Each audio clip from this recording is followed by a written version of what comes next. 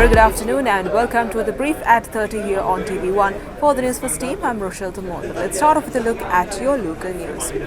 United National Party General Secretary Palitha Rangabandara says that the United National Party and the Sri Lanka Potujana Perumuna have decided to form an alliance to contest the upcoming local election.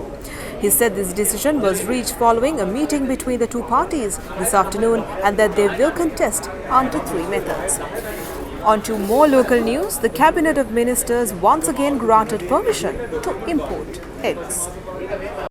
Minister of Trade, Commerce and Food Security Nalin Fernando says the cabinet paper he submitted was approved yesterday. The Trade Minister says steps will be taken to import eggs from India before the end of this week. He added the private sector will be allowed to distribute the eggs. Eggs will also be sold through Lanka, Satusa. Now on to news overseas. Tens of thousands of people in Brazil have held pro-democracy rallies in an angry response to the storming of the Congress of ex-President Jair Bolsonaro's supporters. In the country's largest city of Sao Paulo, crowds chanted that Bolsonaro must go to prison.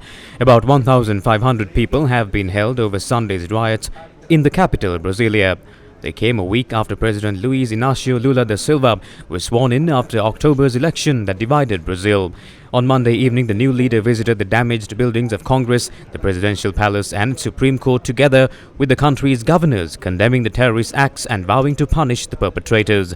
Bolsonaro has not admitted defeat in the tightly fought election and flew to the US before the handover on the 1st of January.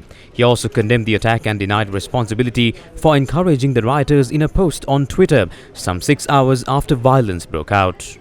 And finally, on to your sports news. Gareth Bale, former Wales, Tottenham and Real Madrid former retires from football aged 33.